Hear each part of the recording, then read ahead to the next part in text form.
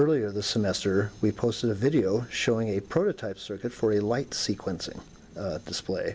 The idea being that the circuit would sequence a series of 24 lights in a shift register pattern according to an input from some kind of a sensor, like a proximity sensor or a noise sensor or anything like that that a person could activate for part of a holiday display. Well, we've taken that prototype circuit and put it in final printed circuit board form. So you're seeing the result right here. Instead of a sensor connected, I just have a push button here for demonstration.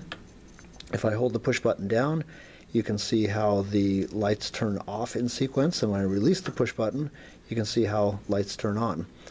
In the final version, when we have a sensor connected, that will be opposite. When the sensor is detecting the stimulus, you'll see the lights come on, and when the stimulus goes away, you'll see the lights turn off. The concept here is that we have a set of circuits called a shift register that takes the information either on or off and shifts it one at a time down the sequence of 24 channels. And then a set of devices called solid-state relays will then direct 120 volt AC power from each of the channels to go to a particular string of lights. So think of a small Christmas tree or a set of icicle lights, one set of lights for each channel.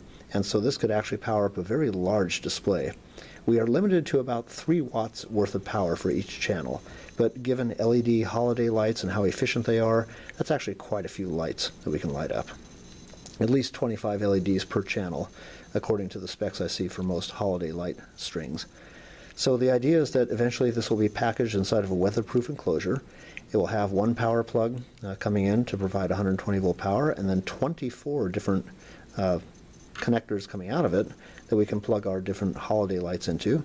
And then of course our sensor will come in here and provide the signal that's going to generate the pattern of lights that move across.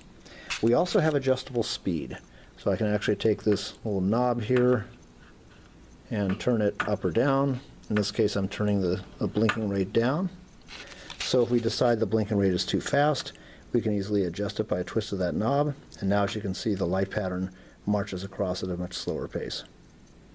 So this is pretty close to being ready for installation. We need the hardware components right now, the weatherproof enclosure and a few other things, but this is going to show the basic concept and how this will work, and hopefully make a really entertaining light display that'll be interactive with the public.